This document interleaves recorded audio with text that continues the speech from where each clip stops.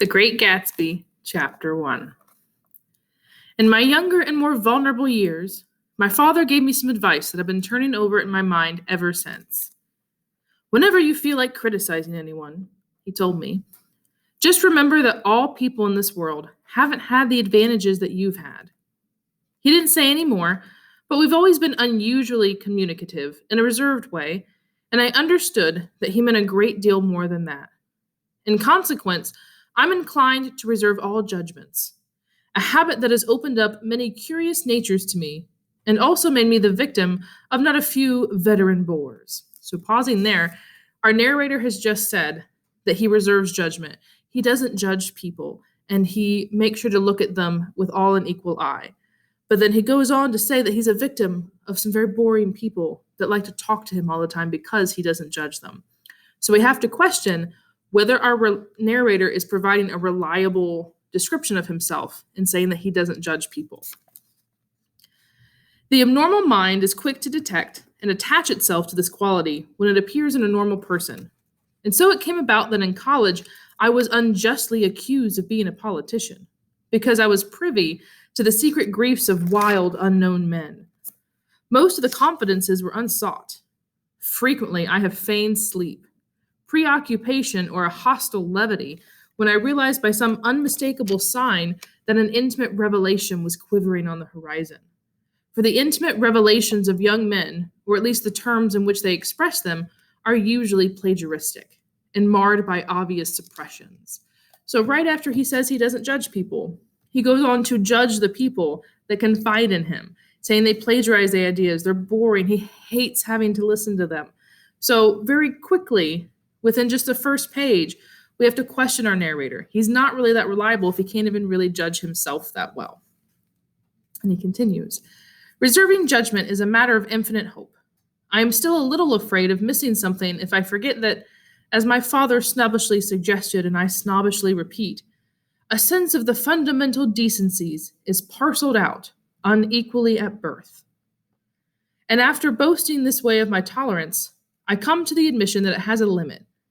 Conduct may be founded on the hard rock or the wet marshes, but after a certain point, I don't care what it's founded on. When I came back from the East last autumn, I felt that I wanted the world to be in uniform and at a sort of moral attention forever. I wanted no more righteous excursions with privileged glimpses into the human heart. Only Gatsby, the man who gives his name to this book, was exempt from my reaction. Gatsby, who represented everything for which I have an unaffected scorn.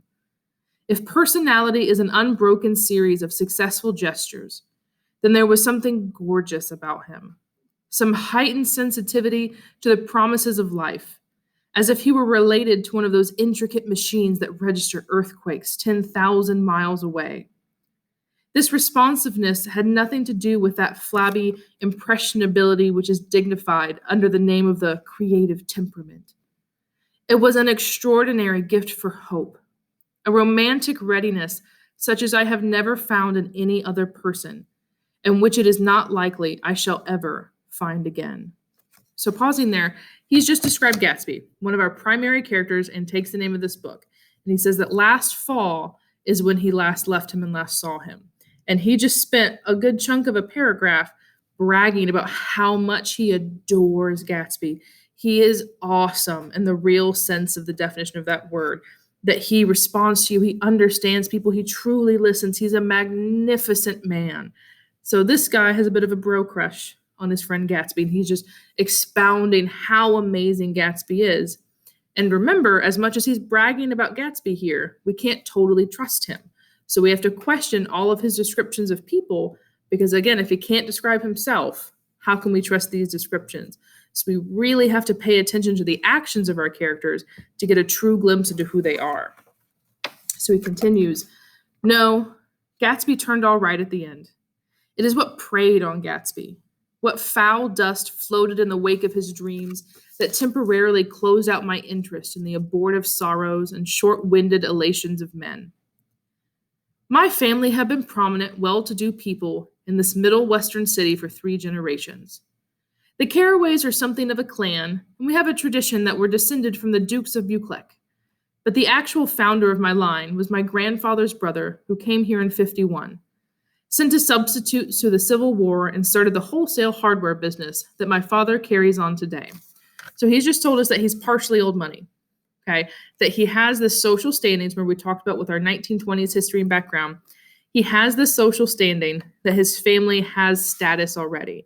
He's not super high status when it comes to high class, but he has status. So they've got money, they're taken care of. I never saw this great uncle, but I'm supposed to look like him, with special reference to the rather hard-boiled painting that hangs in Father's office. I graduated from New Haven in 1915, just a quarter of a century after my father, and a little later I participated in that delayed Teutonic migration known as the Great War. So we also know that not only did he go to college, he has an education, but our narrator, Nick Carraway, also was in World War I and participated in that, which is also very similar to our author, F. Scott Fitzgerald, who also went to college and then enlisted in the Army. I enjoyed the counter raid so thoroughly that I came back restless. Instead of being the warm center of the world, the Middle West now seemed like the ragged edge of the universe. So I decided to go east and learn the bond business. Everybody I knew was in the bond business. So I suppose you could support one more single man. So the bond business, think stock markets. So this is also this time period, again, it's that economic upheave. We have the stock market really becoming this massive entity where all these people are getting involved and trying to make their way, trying to make their name and make as much money as they can with the stock market and with bonds. All my aunts and uncles talked it over as if they were choosing a prep school for me, and finally said, "Why, yes," with very grave, hesitant faces. Father agreed to finance me for a year, and after various delays, I came east. Permanently, I thought, in the spring of 22. So we also know his family has enough money to literally spot him rent and take care of him for an entire year while he figures out how to get into the bond business and try to make some money. The practical thing was to find rooms in the city, but it's a warm season, and I had just left a country of wide lawns and friendly trees. So when a young man at the office suggested that we take a house together in a commuting town, it sounded like a great idea. He found the house, a weather-beaten cardboard bungalow at $80 a month. Wish my rent was that much. But at the last minute, the firm ordered him to Washington, and I went out to the country alone. I had a dog. At least I had him for a few days until he ran away, and an old Dodge, and a Finnish woman who made my bed and cooked breakfast and muttered Finnish wisdom to herself over the electric stove. It was lonely for a day or so, until one morning, some man more recently arrived than I stopped me on the road. "How do you get to West Egg Village?" he asked helplessly. I told him, and as I walked on, I was lonely no longer. I was a guide, a pathfinder, an original settler. He had casually conferred on me the freedom of the neighborhood. And so with the sunshine and the great bursts of leaves growing on the trees, just as things grow in fast movies, I had that familiar conviction that life was beginning over again with the summer. So he feels comfortable again. He's moved to New York.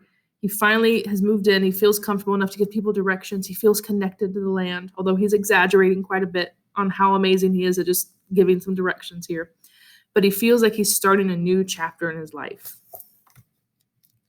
There was so much to read, for one thing, and so much fine health to be pulled down out of the young, breath-giving air.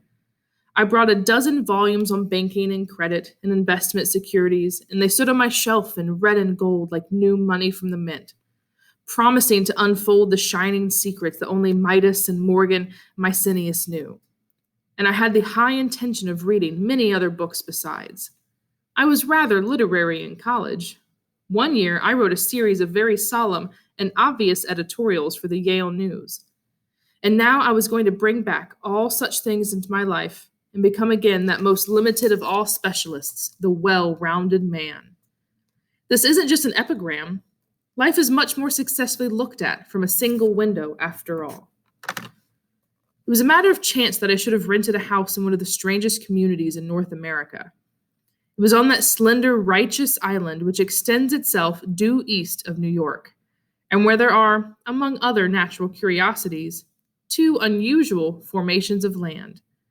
20 miles from the city, a pair of enormous eggs, identical in contour and separated only by a courtesy bay, jut out into the most domesticated body of salt water in the Western Hemisphere, the great wet barnyard of Long Island Sound. They are not perfect ovals, like the egg in the Columbus story. They're both crushed and flat at the contact end.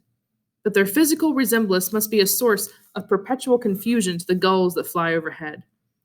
To the wingless, a more arresting phenomenon is their dissimilarity in every particular except shape and size. So note here, we're going to talk about this in class. Note who lives on each egg. So the eggs are islands, almost like peninsulas that are coming off. And these are separated islands where two very distinct groups of people live. So note who lives on which island in your annotations. I lived at West Egg, the less fashionable of the two. Though this is a most superficial tag to express the bizarre and not a little sinister contrast between them, my house was at the very tip of the egg, only 50 yards from the Sound, and squeezed between two huge places that rented for 12 or 15,000 a season. The one on my right was a colossal affair by any standard. It was a factual imitation of some Hotel de Ville in Normandy, with the tower on one side, spanking new under a thin beard of raw ivy, and a marble swimming pool, and more than 40 acres of lawn and garden. It was Gatsby's mansion. Or rather, as I didn't know Mr. Gatsby, it was a mansion inhabited by a gentleman of that name. My own house was an eyesore, but it was a small eyesore, and it had been overlooked, so I had a view of the water, a partial view of my neighbor's lawn, and the consoling proximity of millionaires, all for $80 a month. So note the egg he lives on is where new money lives. Across the courtesy bay, the white palaces of fashionable East Egg glittered along the water, and the history of the summer really begins on the evening I drove over there to have dinner with the Tom Buchanans. Daisy was my second cousin once removed, and I'd known Tom in college. And just after the war, I spent 2 days with them in Chicago. Her husband, among various physical accomplishments, had been one of the most powerful ends that ever played football at New Haven. A national figure in a way, one of those men who reached such an acute limited excellence at 21 that everything afterwards savors of anticlimax. So we're saying Tom Buchanan was amazing in college, a fantastic athlete, but he kind of peaked. Yeah, he didn't do much of anything great after that. His family were enormously wealthy. Even in college, his freedom with money was a matter for reproach. But now he'd left Chicago and come east in a fashion that rather took your breath away. For instance, he'd brought down a string of polo ponies from Lake Forest. It was hard to realize that a man in my own generation was wealthy enough to do that. Why they came east, I don't know. They had spent a year in France for no particular reason, and then drifted here and there unrestfully, wherever people played polo and were rich together. This was a permanent move, said Daisy over the telephone, but I didn't believe it. I had no sight into Daisy's heart, but I felt that Tom would drift on forever, seeking a little wistfully for the dramatic turbulence of some irrecoverable football game. And so it happened that a warm, windy evening, I drove over to East Egg to see two old friends whom I scarcely knew at all. Their house was even more elaborate than I expected, a cheerful red and white Georgian colonial mansion overlooking the bay. The lawn started at the beach and ran toward the front door for a quarter of a mile, jumping over sundials and brick walls and burning gardens. Finally, when it reached the house, drifting up the side in bright vines as though from the momentum of its run, the front was broken by a line of French windows, glowing now with reflected gold and wide open to the warm, windy afternoon. And Tom Buchanan, in riding clothes, was standing with his legs apart on the front porch. He had changed since his New Haven years. Now he was a sturdy, straw-haired man of 30, with a rather hard mouth and supercilious manner. Two shining, arrogant eyes had established dominance over his face and gave him the appearance of always leaning aggressively forward. Not even the effeminate swank of his riding clothes could hide the enormous power of that body. He seemed to fill those glistening boots until he strained the top, lacing, and you could see a great pack of muscle shifting when his shoulder moved under his thin coat. It was a body capable of enormous leverage, a cruel body. So a foreshadowing here. We've described Tom Buchanan and his body itself as cruel. So if we're going to describe how he looks as cruel, we can make predictions that he's going to be doing something cruel in the future. His speaking voice, a gruff, husky tenor, added to the impression of fractiousness he conveyed. There was a touch of a paternal contempt in it, even toward people he liked. And there were men at New Haven who had hated his guts. Now, don't think my opinion on these matters is final, he seemed to say, just because I'm stronger and more of a man than you are. We were in the same senior society, and while we were never intimate, I always had the impression that he approved of me and wanted me to like him with some harsh, defiant wistfulness of his own. We talked for a few minutes on the sunny porch. "I've got a nice place here," he said, his eyes flashing about restlessly. Turning me around by one arm, he moved a broad, flat hand along the front vista, including in its sweep a sunken Italian garden, a half-acre of deep, pungent roses, and a snub-nosed motorboat that bumped the tide offshore. It belonged to Domain the oil man. He turned me around again politely and abruptly. "We'll go inside." We walked through a high hallway into a bright, rosy-colored space, fragilely bound into the house by French windows at either end. The windows were ajar and gleaming white against the fresh grass outside that seemed to grow a little way into the house. A breeze blew through the room, blew curtains in at one end and out the other like pale flags, twisting them up toward the frosted wedding cake of the ceiling, and then rippled over the wine-colored rug, making a shadow on it as wind does on the sea. The only completely stationary object in the room was an enormous couch, on which two young women were buoyed up as though upon an anchored balloon. They were both in white, and their dresses were rippling and fluttering as if they had just been blown back in after a short flight around the house. I must have stood for a few moments listening to the whip and snap of the curtains and the groan of a picture on the wall. Then there was a boom as Tom Buchanan shut the rear windows and the caught wind died out about the room, and the curtains and the rugs and the two young women ballooned slowly to the floor. The younger of the two was a stranger to me. She was extended full length at her end of the divan, completely motionless and with her chin raised a little as if she were balancing something on it, which was quite likely to fall. If she saw me out of the corner of her eyes, she gave no hint of it. Indeed, I was almost surprised into murmuring an apology for having disturbed her by coming in. The other girl, Daisy, made an attempt to rise.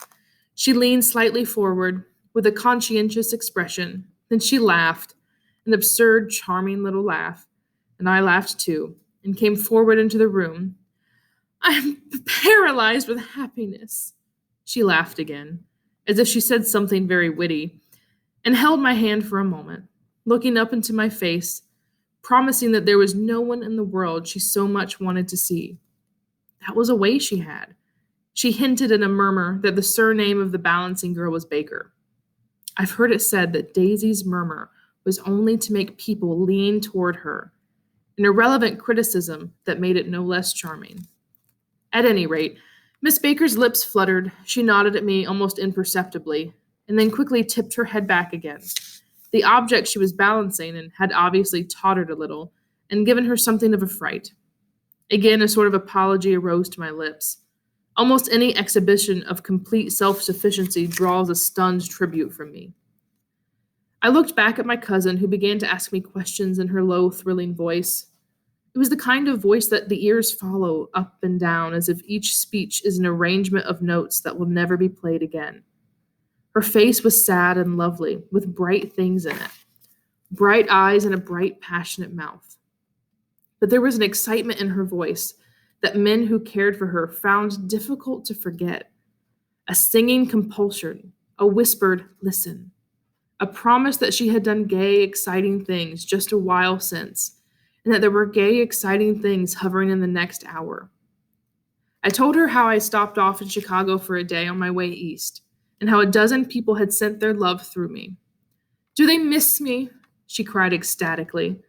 "The whole town is desolate. All the cars have the left rear wheel painted black as a mourning wreath, and there's a persistent wail all night along the North Shore. How gorgeous! Let's go back, Tom, tomorrow. Then she added irrelevantly, You ought to see the baby. So, pausing, going back, if we're going in our notes, there's an example of hyperbole here. The whole town did not literally paint their tires black and mourn her, but he's exaggerating to make her feel better and to make a joke. Also, remember, we talked about in our notes that socialites, and we have Tom and Daisy Buchanan here who are old money, so they are socialites, typically didn't raise their own children. They would have nannies. Children were kind of on the side. They weren't taken care of like we would expect families to today. And so when she says in an offhand irrelevant mark, oh yeah, you ought to see my kid. So we know while she's gorgeous and he's described her as this amazing person who listens intimately to you and draws you in and gives you her full attention, but she's also really not that concerned about her baby. So while everybody might love her as an adult, she's not the greatest mother. And continue on. He says, I'd like to. She's asleep. She's 2 years old. Haven't you ever seen her? Never. Well, you ought to see her. She's Tom Buchanan, who had been hovering restlessly above the room, stopped and rested his hand on my shoulder. What are you doing, Nick? I'm a bondman. Who with? I told him. I've never heard of them, he remarked decisively. This annoyed me. You will, I answered shortly. You will if you stay in the East. Oh, I'll stay in the East, don't you worry, he said, glancing at Daisy and then back at me, as if he were alert for something more. I'd be a goddamn fool to live anywhere else. At this point, Miss Baker said, absolutely, with such suddenness that I started. It was the first word she had uttered since I came into the room. Evidently, it surprised her as much as it did me, for she yawned and, with a series of rapid, deft movements, stood up into the room. I'm stiff, she complained. I've been lying on that sofa for as long as I can remember. Don't look at me, Daisy retorted. I've been trying to get you to New York all afternoon. No thanks, said Miss Baker to the 4 cocktails just in from the pantry. I'm absolutely in training. Her host looked at her incredulously. You are? He took down his drink as if it were a drop in the bottom of a glass. How you ever get anything done is beyond me. I looked at Miss Baker, wondering what it was she got done. I enjoyed looking at her. She was a slender, small-breasted girl with an erect carriage, which she accentuated by throwing her body backward at the shoulders like a young cadet. Her gray, sun-strained eyes looked back at me with polite, reciprocal curiosity out of a wan, charming, discontented face. It occurred to me now that I had seen her or a picture of her somewhere before. You live in West Egg, she remarked contemptuously. I know somebody there. I don't know a single. You must know Gatsby.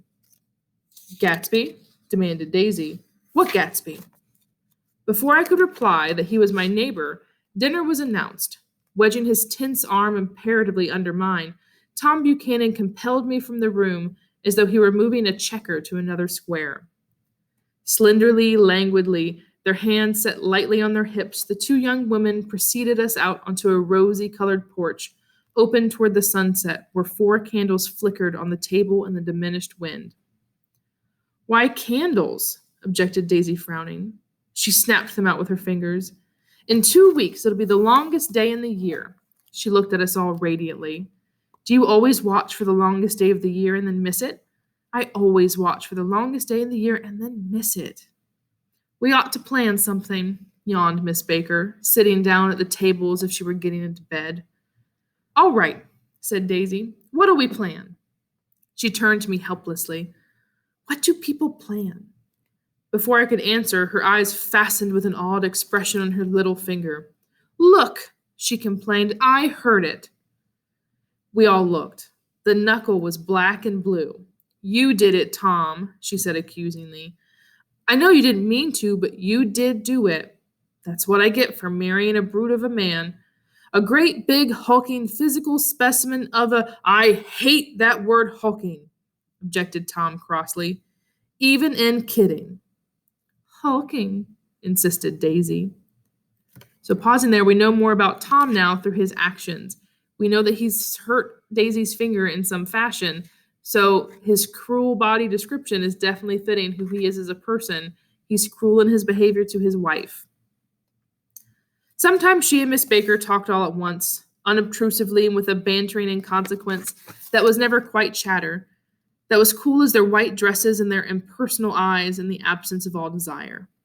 They were here, and they accepted Tom and me, making only a polite, pleasant effort to entertain or to be entertained. They knew that presently dinner would be over, and a little later the evening too would be over and casually put away. It was sharply different from the West, where an evening was hurried from phase to phase toward its close in a continually disappointed anticipation, or else in sheer nervous dread of the moment itself. You make me feel uncivilized, Daisy, I confessed on my second glass of corky, but rather impressive claret. Can't you talk about crops or something? I meant nothing in particular by this remark, but it was taken up in an unexpected way. Civilization's going to pieces, broke out Tom violently. I've gotten to be a terrible pessimist about things. Have you read The Rise of the Colored Empires by this man Goddard? Why, no, I answered, rather surprised by his tone. Well, it's a fine book, and everybody ought to read it. The idea is if we don't look out, the right race will be utterly submerged. It's all scientific stuff. It's been proved. Tom's getting very profound, said Daisy with an expression of unthoughtful sadness. He reads deep books with long words in them. What was that word Well, these books are all scientific, insisted Tom, glancing at her impatiently. This fellow has worked out the whole thing. It's up to us who are the dominant race to watch out, or these other races will have control of other things. We've got to beat them down, whispered Daisy, winking ferociously toward the fervent sun. So now we know even more about our Tom and Daisy. Remember, they're old money. They come from this older social status, and he's also outright told our narrator Nick now that he's racist, and he believes that other races are trying to take over, and he has to fight to keep his power status. And remember, with old money, they're born into power. They're born with their money. So it's not something they work for. So, of course, as the middle class is growing and as people are working harder and getting their own money and able to work for it, people like Tom are worried that's being taken away from them. So instead of working to maintain what he has, he becomes worried and is looking out, thinks he has to look out for these other people who might take it. So he's going to view others as less than him and as something that he has to beat down and take care of. You ought to live in California, began Miss Baker, but Tom interrupted her by shifting heavily in his chair. The idea is what we're Nordics. I am, and you are, and after an infinitesimal hesitation, he included Daisy with a slight nod, and she winked at me again. And we've produced all the things that go to make civilization. Oh, science and art and all that. Do you see? There was something pathetic in his concentration, as if his complacency, more acute than of old, was not enough to him anymore. When almost immediately the telephone rang inside, and the butler left the porch, and Daisy seized upon the momentary interruption and leaned toward me. I'll tell you a family secret, she whispered enthusiastically. It's about the butler's nose. Do you want to hear about the butler's nose? Well, that's why I came over tonight. Well, he wasn't always a butler. He used to be the silver polisher for some people in New York that had a silver service for 200 people. He had to polish it from morning till night, until finally it began to affect his nose. Things went from bad to worse, suggested Miss Baker. Yes, things went from bad to worse, until finally he had to give up his position. For a moment, the last sunshine fell with romantic affections upon her glowing face. Her voice compelled me forward breathlessly as I listened. Then the glow faded, each light deserting her with lingering regret, like children leaving a pleasant street at dusk. The butler came back and murmured something close to Tom's ear, whereupon Tom frowned, pushed back his chair, and without a word went inside. As if his absence quickened something within her, Daisy leaned forward again, her voice glowing and singing. I love to see you at my table, Nick. You remind me of a rose, an absolute rose. Doesn't he? She turned to Miss Baker for confirmation. An absolute rose. This was untrue. I am not even faintly like a rose.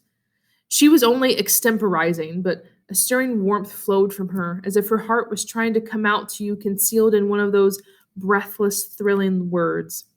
Then suddenly she threw her napkin on the table and excused herself and went into the house.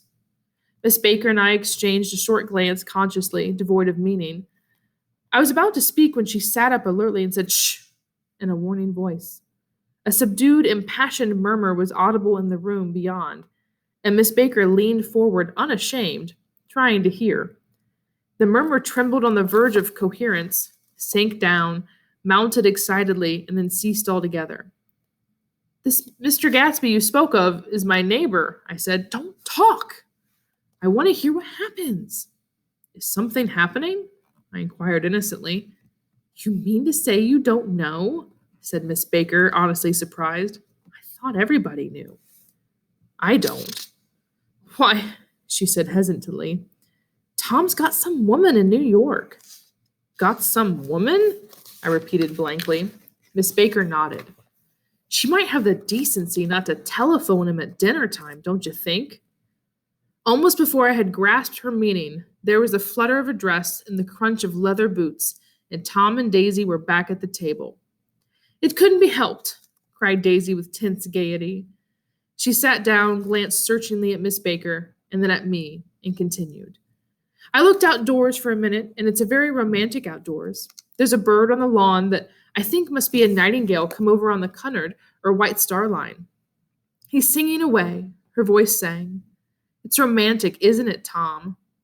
"Very romantic," he said, and then miserably to me, "If it's light enough after dinner, I want to take you down to the stables." The telephone rang inside, startlingly, and as Daisy shook her head decisively at Tom, the subject of the stables, in fact all subjects, vanished into air. Among the broken fragments of the last 5 minutes at table, I remember the candles being lit again, pointlessly, and I was conscious of wanting to look squarely at everyone, and yet to avoid all eyes. I couldn't guess what Daisy and Tom were thinking, but I doubt if even Miss Baker, who seemed to have mastered a certain hearty skepticism, was able utterly to put this fifth guest's shrill metallic urgency out of mind. To a certain temperament, the situation might have seemed intriguing. My own instinct was to telephone immediately for the police. So, again, we find more about Tom and Daisy's relationship. Tom's cheating on Daisy. And not only is he cheating on her, but it's very obvious he's cheating on her. She knows about it. Everybody knows about it. And his mistress is calling them in the middle of dinner, which is obviously making her very upset. Because remember, they're old money. It's all about social status and appearance. And so if they appear to have a broken marriage where he's cheated on her, more so than she's going to be upset about the relationship, she's upset about appearances, because that's what they have to maintain. The horses, needless to say, were not mentioned again.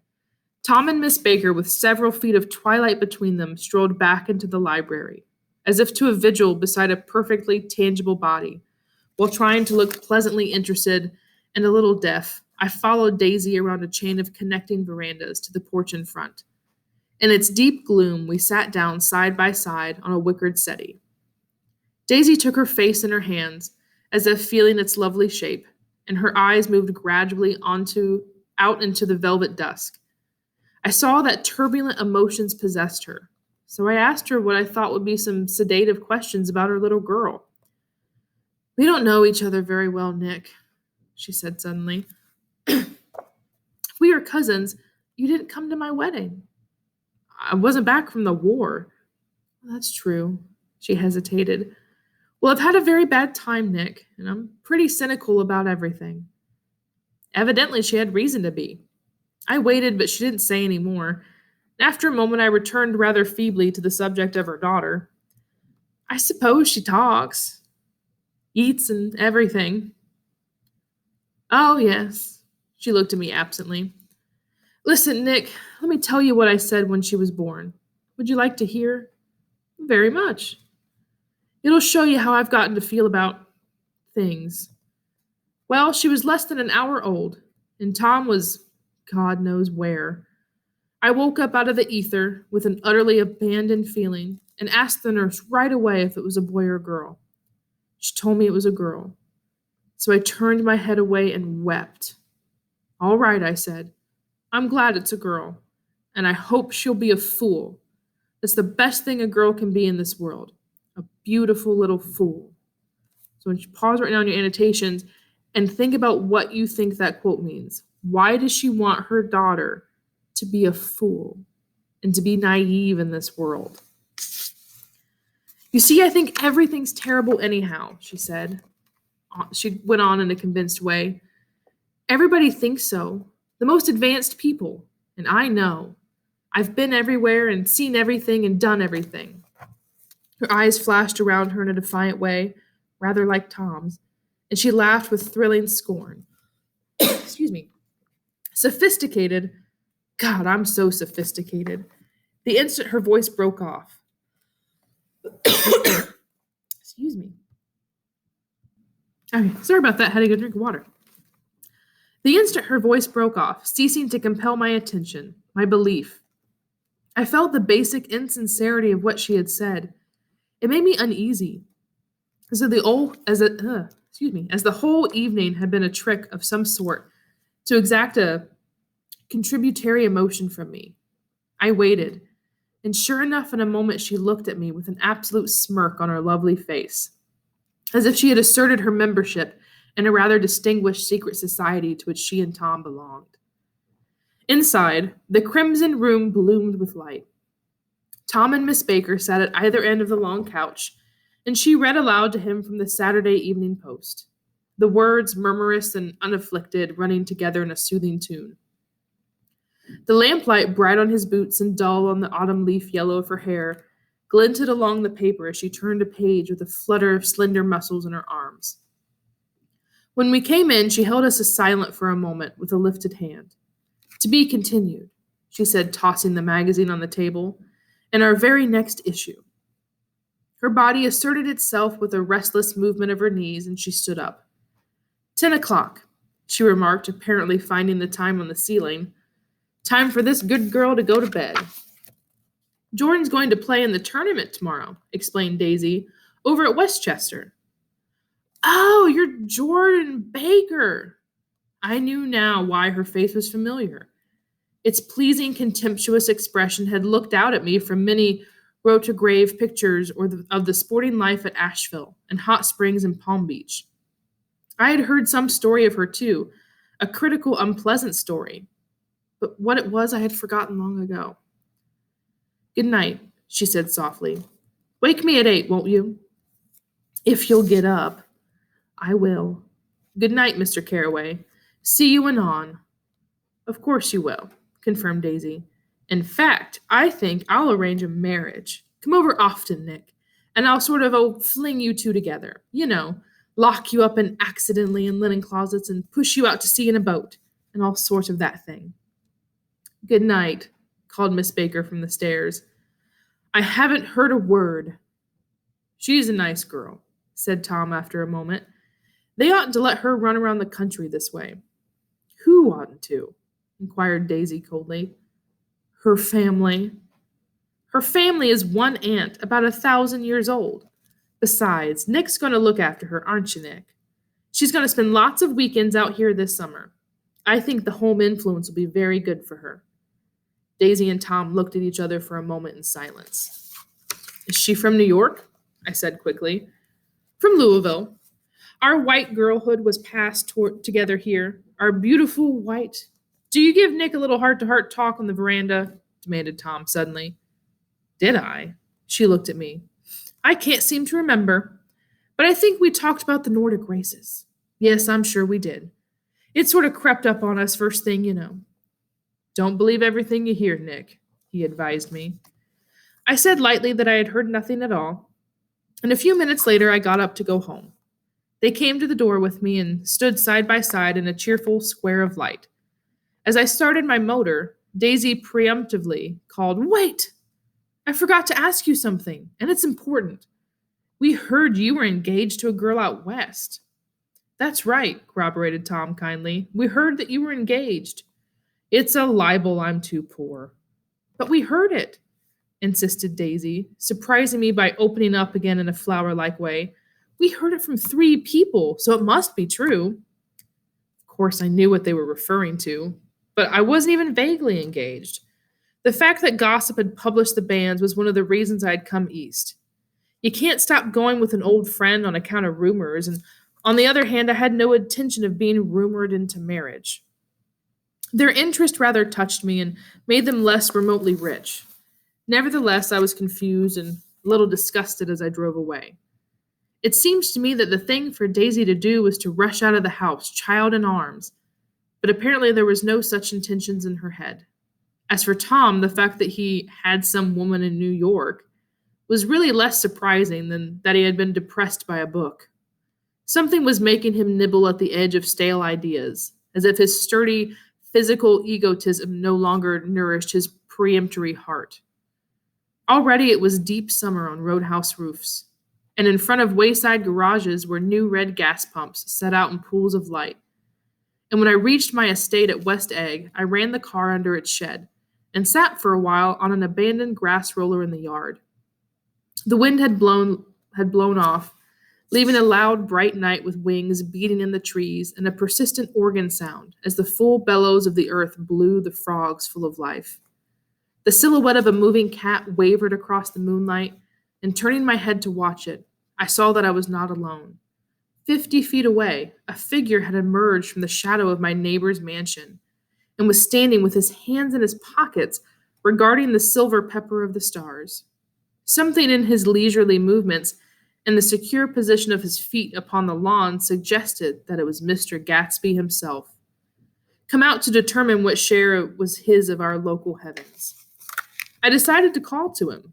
Miss Baker had mentioned at dinner, and that would do for an introduction. But I didn't call to him, for he gave a sudden intimation that he was content to be alone. He stretched out his arms toward the dark water in a curious way. As far as I was from him, I could have sworn he was trembling. Involuntarily, I glanced seaward and distinguished nothing except a single green light, minute and far away, that might have been the end of a dock. When I looked once more for Gatsby, he had vanished, and I was alone again in the unquiet darkness. So finally, in your annotations, also put, what do you think this green light symbolizes? So we finally see Gatsby at the very end of the chapter, and he goes to the end of his dock, and he stares out not only to the heavens, but across to where the other egg is, and stares at this green light. So what could this green light symbolize? What could he be staring at? So you want to go through this, look at your annotations, look through those blog questions, see what you can answer for chapter 1, and then go into chapter 2.